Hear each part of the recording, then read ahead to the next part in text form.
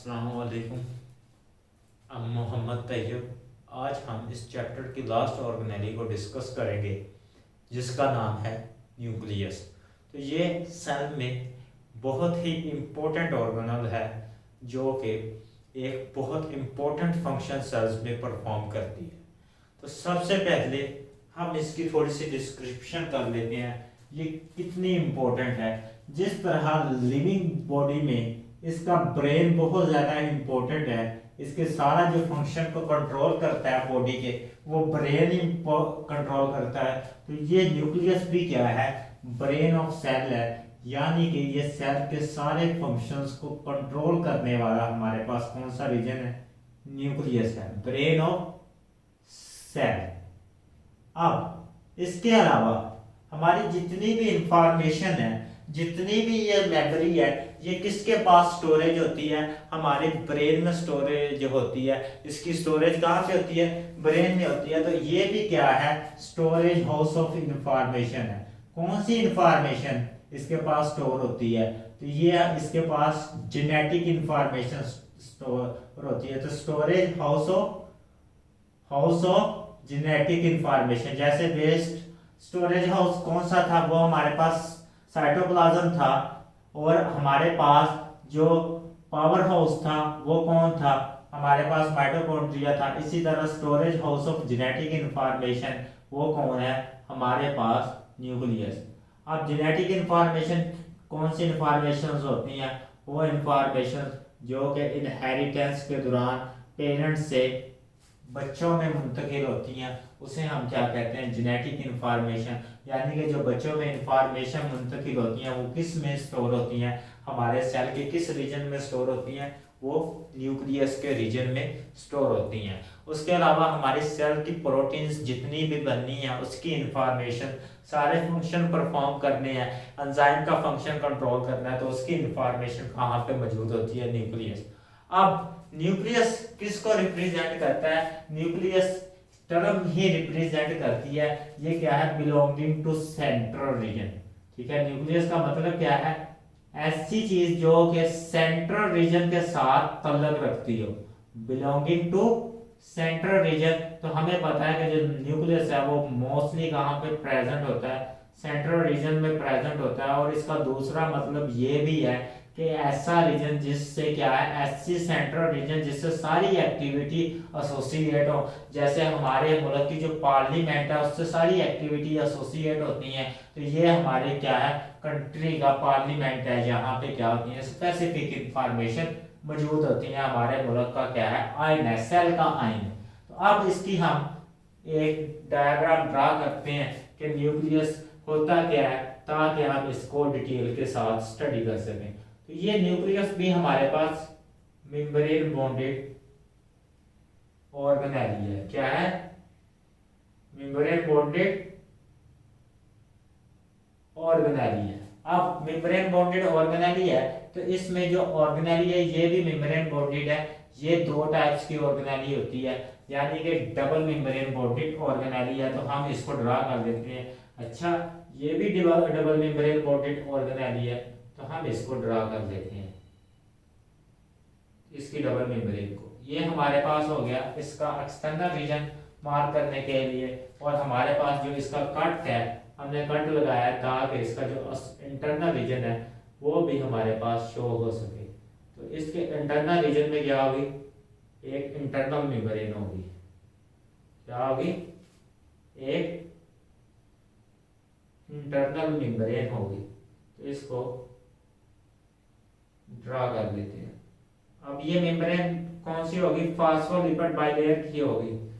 अब यहाँ पे भी मेम्ब्रेन का यही फंक्शन है, ये क्या करेगी, साइटोप्लाज्म से क्या करेगी, इसके इंटरनल प्लाज्म को क्या करेगी, वो सेपरेट करेगी इन्वायरमेंट से, ताकि कोई मटेरियल इसमें एंटर ना हो सके। अब इसकी जो मेम्ब्रेन है इसमें क्या होते हैं, स्पेशल काइंड के पोर्स होते हैं, सुराख होते हैं। जिस तरह हर मेम्ब्रेन में क्या होते हैं, पोर्स होते हैं, तो इसमें स्पेशल काइंड के पोर्स होते हैं। उनका क्या होता है, फंक्शन होता है। उनका क्या होता है, फंक्शन होता है। और ये फंक्शन को भी हम डिस्कस करेंगे। और ये पोर कितने प्रेजेंट हो सकते हैं, तो ये भी हम वन बाय वन डिस्कस करते हैं। सबसे पहले हमने क्या कर दिया डिस्कस, इसकी एक आउटर मेम्ब्रेन होती है, ठीक है, कौन सी मेम्ब्रेन होती है, आउटर मेम्ब्रेन, और क्या होती है, एक इनर मेम्ब्रेन होती है। ये ग्रीन वाली किसको शो कर रहे हैं हम, इनर मेम्ब्रेन।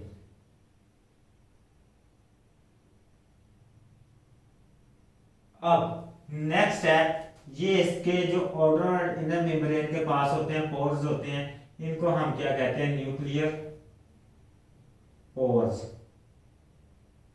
अब नेक्स्ट इसके सेंट्रल रीजन में ये हमने कट किया हुआ है ताकि हमें इसका जो इंटरनल एनवायरनमेंट है वो शो हो सके। तो इसके सेंट्रल रीजन में एक डेंस, ठीक है, स्टेन बॉडी होती है जिसे हमने न्यूक्लियोलस का नाम दिया है। तो हम उसे क्या कहते हैं, रेड मार्कर से ड्रा कर लेते हैं ताकि वो हमें यहाँ पे क्लियर कट शो हो सके। तो ये क्या है, ये सेपरेट नहीं होता है, इसके गिर्द कोई मेम्ब्रेन नहीं होती। ये वैसे ही जैसे राइबोसोम नहीं है प्रेजेंट होता है, वो क्या होता है, डेंस रीजन होता है। ये भी क्या है, डेंस रीजन की फॉर्म में न्यूक्लियस में प्रेजेंट होता है। हमारे पास क्या होता है, न्यूक्लियस में डेंस रीजन की फॉर्म में प्रेजेंट होता है। जिस तरह राइबोसोम्स की प्रोटीन्स क्या होती हैं, आरएनए डेंस फॉर्म में मौजूद होती हैं, ये भी हमारे पास क्या है, डेंस रीजन होता है न्यूक्लियस में।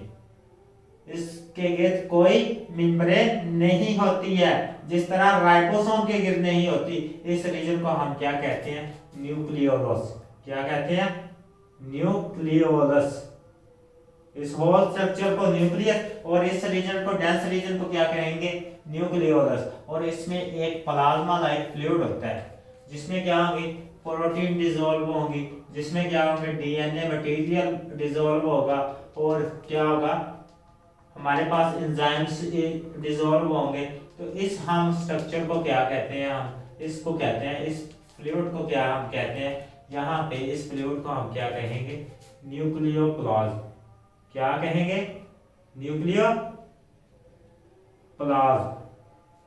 अब नेक्स्ट इसको न्यूक्लियोप्लाज्म कहते हैं। तो इस न्यूक्लियोप्लाज्म में हमारे पास क्या होते हैं, क्या होते हैं, थ्रेड लाइक स्ट्रक्चर होते हैं, थ्रेड लाइक स्ट्रक्चर प्रेजेंट होते हैं। और उन थ्रेड लाइक स्ट्रक्चर को हम क्या कहते हैं, क्रोमेटिन मटेरियल।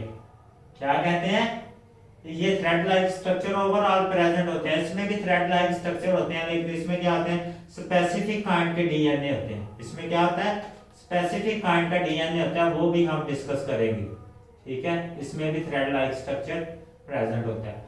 अब इसको क्या हमने कहा है, ये थ्रेड लाइक स्ट्रक्चर है, और ये क्या है हमारे पास, क्रोमाटिन। ये हमारे पास इसकी होगी क्या, डिस्क्रिप्शन स्ट्रक्चर के हवाले से। अब हम इसको डिस्कस करते हैं डिटेल के साथ। सबसे पहले हमारे पास ये डिस्कवर किसने किया था, हमारे पास एक साइंटिस्ट था जिसका नाम था रॉबर्ट हुक। रॉबर्ट हुक ने हमारे पास सेल को डिस्कवर किया था। उसके बाद हमारे पास 1831 में, ठीक है, 1831 में एक साइंटिस्ट आया, उसका नाम था रॉबर्ट ब्राउन। उसने इस न्यूक्लियस को ऑब्जर्व किया। रॉबर्ट ब्राउन ने एनिमल सेल में इस न्यूक्लियस को ऑब्जर्व किया, और इसकी ऑब्जर्वेंस की वजह क्या थी, इसकी प्रोमिनेंसी थी, ठीक है। ये सेल में प्रोमिनेंट फॉर्म में प्रेजेंट होता है, और ये प्रोमिनेंट फॉर्म में प्रेजेंट होने की वजह से ये क्या है, ये माइक्रोस्कोप के अंदर ऑब्जर्व किया गया। कब, 1831 में। अब ये न्यूक्लियस, ठीक है, सेल में एक से ज्यादा भी हो सकते हैं और सिंगल भी हो सकते हैं। तो उस लिहाज से भी सेल्स की टाइप्स हैं on the basis of number of nucleus. तो हम उसको भी डिस्कस कर लेते हैं। अगर एक न्यूक्लियस होगा तो हम उसे कहेंगे मोनोन्यूक्लिएट। क्या कहेंगे, मोनोन्यूक्लिएट। अगर दो होंगे तो हम उसे कहेंगे बाई न्यूक्लिएट। क्या कहेंगे, बाई न्यूक्लिएट मीन के दो न्यूक्लियस हैं। और अगर दो से ज्यादा होंगे तो हम ऐसे सेल को क्या कहेंगे, मल्टी न्यूक्लिएट सेल, ठीक है। ये हमारे पास डिस्कशन होगी on the basis of number of nucleus. अब क्या है, ये न्यूक्लियोलस भी वेरिएबल्स हो सकते हैं। एक न्यूक्लियस में ये हम हायर क्लासेस में पढ़ेंगे। हमने इसके न्यूक्लियर पोर के बारे में डिस्कशन की कि ये न्यूक्लियर पोर्स होते हैं, ये क्या होते हैं, ये सेल मेम्ब्रेन में प्रेजेंट होते हैं। उसके बाद ये फ्लूइड लाइक स्ट्रक्चर होता है जिसे हमने क्या कहा है, ये सोल्यूबल फ्लूइड लाइक स्ट्रक्चर, ठीक है। ये दो रीजन पे कंसिस्ट करता है। फ्लूइड किस पे कंसिस्ट करता है, दो रीजन पे कंसिस्ट करता है। जैसे साइटोप्लाज्म का भी जो साइटोमेम्ब्रेन सिस्टम पे कंसिस्ट करता था और किस पे करता था, साइटोसोल पे। तो ये भी दो रीजन पे कंसिस्ट करता है। एक तो हमारे पास क्या होता है, क्रोमाटिन, ठीक है, ये हमारे पास क्या इंसोल्यूबल रीजन है। और दूसरा हमारे पास क्या होता है, सोल्यूबल रीजन होता है, जिसे हमने क्या किया यहाँ पे न्यूक्लियोप्लाज्म का, इसके साइटोसोल को क्या कहा है हमने, न्यूक्लियोप्लाज्म। इसमें क्या होंगी, प्रोटीन डिसॉल्व होंगी और क्या होंगी, एंजाइम्स डिसॉल्व होंगे और क्या होगा, वाटर मौजूद होगा। तो हमने इसको क्या कह दिया, इसका फ्लूइड स्ट्रक्चर क्रोमाटिन होती है और न्यूक्लियोप्लाज्म मौजूद होता है। नेक्स्ट हम डिस्कस करते हैं इसके न्यूक्लियर पोर्स को, जो कि इसके स्ट्रक्चर में इंपॉर्टेंट रोल रखते हैं और इनका क्या फंक्शन होता है। तो सबसे पहले हम यहाँ पे डिस्कस करते हैं न्यूक्लियर पोर को। अब न्यूक्लियर पोर्स क्या है, ये स्पेशल टाइप्स के सुराख होते हैं जो कि दो मेम्ब्रेन्स को, डबल मेम्ब्रेन को क्रॉस करते हैं और क्या करते हैं, ट्रांसपोर्ट करते हैं किस चीज की, सब्सटेंस की, किससे, साइटोप्लाज्म में और किसमें, न्यूक्लियस के अंदर। अब साइटोप्लाज्म और न्यूक्लियस में किसकी ट्रांसपोर्ट होती है, हमारे पास मैसेंजर आरएनए की ट्रांसपोर्ट होती है, हमारे पास प्रोटीन की ट्रांसपोर्ट होती है। तो वो ये ट्रांसपोर्ट कौन से जरिए होती है, हमारे पास जो हमारे पास फास्फोलिपिड बाइलेयर है, डबल मेम्ब्रेन है, उसमें क्या होते हैं, न्यूक्लियर पोर्स प्रेजेंट होते हैं। तो उनके जरिए क्या होती है, ट्रांसपोर्ट ऑफ मटेरियल होती है। तो ये क्या कहते हैं, ट्रांसपोर्ट ऑफ मटेरियल। अब ये पोर्स बहुत ही कॉम्प्लेक्स स्ट्रक्चर रखते हैं, आप हाई क्लासेस में पढ़ेंगे, क्योंकि ये हमारे पास बहुत ही इंटेग्रल रीजन है, क्योंकि इसमें सारी इंफॉर्मेशन स्टोर होती है सेल के फंक्शन के लिए और बॉडी के फंक्शन के लिए। अब ये ट्रांसपोर्ट ऑफ मटेरियल के लिए यूटिलाइज होते हैं। अब ये इन न्यूक्लियर पोर का सेल में फंक्शन के लिहाज से डिफरेंट काइंड के पोर हो सकते हैं, मीन का नंबर ऑफ पोर वेरिएबल हो सकते हैं। तो हमारे पास नंबर कब वेरिएबल्स हो सकते हैं, ये डिपेंड करता है सेल की एक्टिविटी पे। अब सेल की एक्टिविटी कब ज्यादा होती है, फॉर एग्जांपल हमारे पास एक एग सेल है, इसने फर्टिलाइज होना है, तो इसकी जो एक्टिविटी है, इसकी जो डिवीजन रेट है, प्रोटीन सिंथेसिस है, लिपिड की सिंथेसिस है, मॉलिक्यूल की सिंथेसिस है, वो ज्यादा होती है, इंफॉर्मेशन ज्यादा यूटिलाइज होती है उस वक्त। तो इसमें क्या होते हैं, न्यूक्लियर पोर्स ज्यादा होते हैं, यानी कि हमारे पास 30,000 तक होते हैं, ठीक है, 30,000 तक होते हैं। और जबकि हमारे पास मेच्योर जो एरिथ्रोसाइट्स हैं, ठीक है, मेच्योर सेल्स होते हैं, उसमें बहुत कम होते हैं, जैसे कि एरिथ्रोसाइट।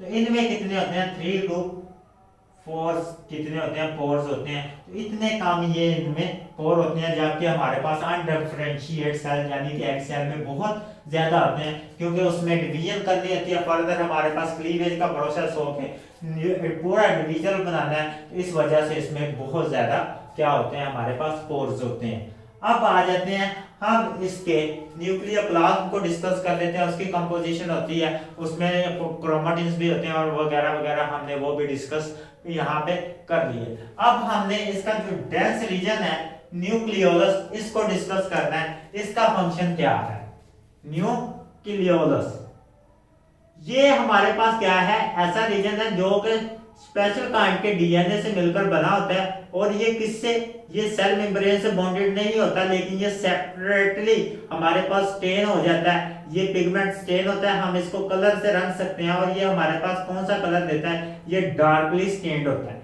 ये क्या होता है, न्यूक्लियस के जो कलर होता है हेमाटोक्सिन से, ये क्या होता है, ब्लू कलर से स्टेन हो सकता है न्यूक्लियस। लेकिन ये हमारे पास क्या होता है, इसको जो हम कलर देते हैं पूरे न्यूक्लियस को, ये रीजन हमारे पास वो क्या है, डार्क शो करता है, डार्क स्टेन्ड रीजन होता है। क्या होता है हमारे पास, ये डार्क स्टेन्ड रीजन होता है। और इसमें कौन सी सिंथेसिस होती है, हमने पीछे जब राइबोसोम पढ़ा था, तो हमारे पास जो राइबोसोम की सिंथेसिस थी, वो क्या कहाँ पे हो रही थी, वो न्यूक्लियोलस में हो रही थी। वो कहाँ पे हो रही थी, न्यूक्लियोलस में हो रही थी। अब न्यूक्लियोलस को भी आगे फर्दर दो रीजन्स में डिवाइड किया गया है। एक रीजन होता है इसका पेरिफेरल अतराफ वाला रीजन और एक होता है सेंट्रल फिब्रल एरिया। ठीक है, सेंट्रल फिब्रल एरिया और पेरिफेरल रीजन, यानी कि अतराफ वाला रीजन जो होगा इसके ये वाली पोजीशन पे मौजूद होगा और जो ये वाला सेंट्रल वाला रीजन है इसको कहते हैं हम सेंट्रल फिब्रल एरिया। ये हमने लिख लिया पेरिफेरल रीजन। इसका जो फंक्शन है ये लिहाज से डीएनए की कंपोजिशन के लिहाज से डिफरेंट होता है। तो हमारे पास जो पेरिफेरल रीजन है वो क्या करता है, इसके पास राइबोसोमल डीएनए मौजूद आरएनए मौजूद रहता है रीजन। इसके पास क्या होता है, हमने पढ़ा है कि राइबोसोम की जो कंपोजिशन होती है वो 50% किससे मिलकर बनता है, हमारे पास 50% प्रोटीन होती है और 50% क्या होता है इसमें राइबोसोमल आरएनए। आरएनए की जो टाइप है वो होता है राइबोसोमल आरएनए। अब जो ये राइबोसोमल आरएनए है 50% जो सिंथेसाइज होना है वो कहाँ पे होता है, न्यूक्लियोलस के पेरिफेरल रीजन में सिंथेसाइज होता है राइबोसोमल आरएनए। अब जो 50% प्रोटीन सिंथेसाइज होनी है वो उसका जो डीएनए है, ठीक है, 50% तो आरएनए सिंथेसाइज हो गया पेरिफेरल रीजन से, लेकिन जो 50% प्रोटीन सिंथेसाइज होनी है उसका जो डीएनए है यानी कि राइबोसोमल डीएनए जिससे राइबोसोम की प्रोटीन सिंथेसाइज होनी है वो कहाँ पे मौजूद होता है, वो हमारे पास सेंट्रल फिब्रल एरिया में मौजूद होता है। और ये क्या करता है, ये वो प्रोटीन सिंथेसाइज करता है जो कि राइबोसोम को कंस्टिट्यूट करता है, यानी कि 50% राइबोसोम की प्रोटीन की सिंथेसिस वहां पे ये इस डीएनए से होगी, सेंट्रल फिब्रल एरिया के डीएनए से। अब ये क्या करेगा, ये फर्दर मूव ऑन करेगा, जाके साइटोप्लाज्म में इसकी ट्रांसलेशन होगी और हमारे पास यूनिट फॉर्मेशन होगी और ये पोर के जरिए क्या आ जाएगा, राइबोसोम बाहर आ जाएगा और ये सिंथेसाइज हो गया। ये हमारे पास क्या होता है, न्यूक्लियोलस का फंक्शन होता है। अब नेक्स्ट हमने डिस्कस करना है क्रोमोसोम। ठीक है, क्रोमोसोम, ये टर्मिनोलॉजीज हैं क्रोमाटिन वर्सेस क्रोमोसोम, तो हम इसको यहाँ पे डिस्कस कर लेते हैं दोनों टर्मिनोलॉजीज को, ताकि आप लोगों को जैसे वो मैंने सेंट्रोमियर की, सेंट्रियोल की और सेंट्रोसोम की क्लियर कराई थी, यहाँ पे क्रोमाटिन वर्सेस, ठीक है, क्रोमोसोम, इसको हम डिटेल के साथ डिस्कस कर लें। अब हमारे पास न्यूक्लियस का भी पेयर होता है, हमने कहा था कि ये हमारे पास तभी नजर आता है जब क्या हो, सेल हमारे पास नॉन डिवाइडिंग स्टेज में हो। किस स्टेज में हो, नॉन डिवाइडिंग स्टेज में हो, तो यानी कि हमारे पास इंटरफेज में हो। ठीक है, डिवाइडिंग स्टेज, सेल साइकिल की किस स्टेज में हो, इंटरफेज में हो, यानी कि नॉन डिवाइडिंग स्टेज में हो, तो तब हमारे पास न्यूक्लियस प्रेजेंट होता है। तब हमारे पास ये जो जेनेटिक इंफॉर्मेशंस है वो थ्रेड लाइक स्ट्रक्चर में प्रेजेंट होती है, जिसे हम क्या कहते हैं, क्रोमाटिन। ठीक है, ये थ्रेड लाइक स्ट्रक्चर इस तरह होता है हमारे पास।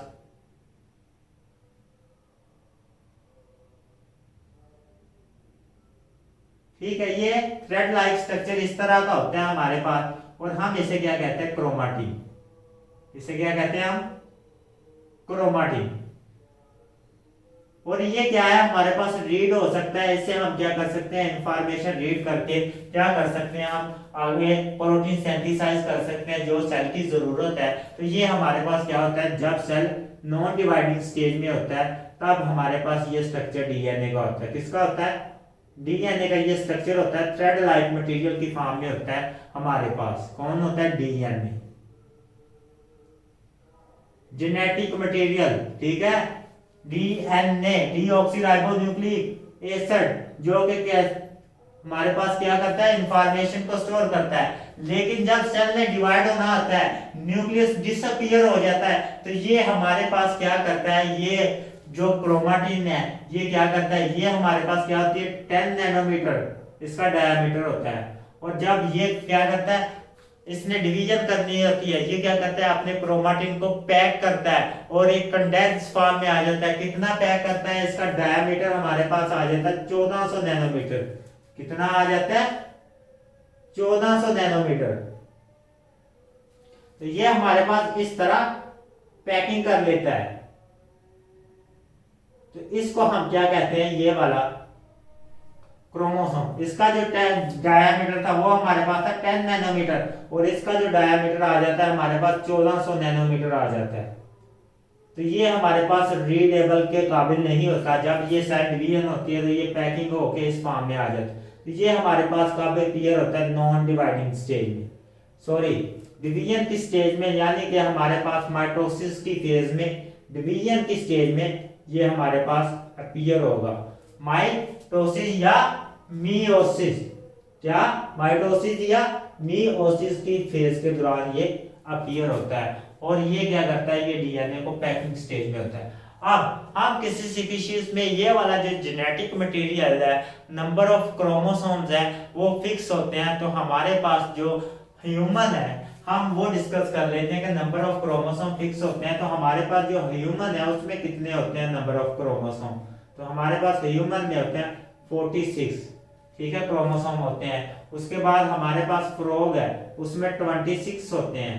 उसमें कितने होते हैं, 26 होते हैं। इसके बाद हमारे पास हनी बी है, ठीक है, शहद की मक्खी है, उसमें कितने होते हैं, 32 होते हैं। हमारे पास चिंपैंजी है, इसमें होते हैं 48, ठीक है। उसके बाद हमारे पास पोटैटो है, उसमें होते हैं 48। पोटैटो और हमारे पास क्या है, चिंपैंजी में सेम होते हैं 48। और उसके बाद हमारे पास क्या है, अनियन है, अनियन, ठीक है, इसमें कितने होते हैं हमारे पास 16। उसके बाद हमारे पास क्या है, एक ड्रोसोफिला मेलानोगास्टर है, जो हम जेनेटिक्स के चैप्टर में पढ़ेंगे। ड्रोसोफिला मेलानोगास्टर, इसके पास होते हैं मेलानो, इसको क्या कहते हैं हम, फ्रूट फ्लाई कहते हैं। इसके पास होते हैं हमारे, इसके पास होते हैं 16 क्रोमोसोम, यानी सॉरी 8 क्रोमोसोम होते हैं। इसके पास कितने होते हैं, 8। तो ये इनके क्या है, क्रोमोसोम की तादाद है। हर स्पीशीज में क्या होते हैं, नंबर ऑफ क्रोमोसोम वेरिएबल करते हैं। और ये क्रोमोसोम क्या है, जेनेटिक इंफॉर्मेशन रखते हैं। और ये कहाँ पे प्रेजेंट होते हैं, न्यूक्लियस में प्रेजेंट होते हैं। और न्यूक्लियस में प्रेजेंट होने की वजह से ये न्यूक्लियस क्या करता है, सेल में इंपॉर्टेंट फंक्शन परफॉर्म करता है। और ये कब हमारे पास अपीयर होते हैं, जब सेल क्या करता है, नॉन डिवाइडिंग स्टेज में होता है। तो ये क्रोमेटिन की फॉर्म में ये न्यूक्लियस हमारे पास अपीयर होता है। और इसको डिस्कवर करने वाला था रॉबर्ट हुक। और ये सारी जो जेनेटिक इंफॉर्मेशन अगर लॉस हो जाए तो सेल फंक्शन परफॉर्म नहीं कर सकता। इस वजह से इसकी इंपॉर्टेंस बहुत ज़्यादा है। अपना ख्याल रखिएगा। अल्लाह हाफिज़।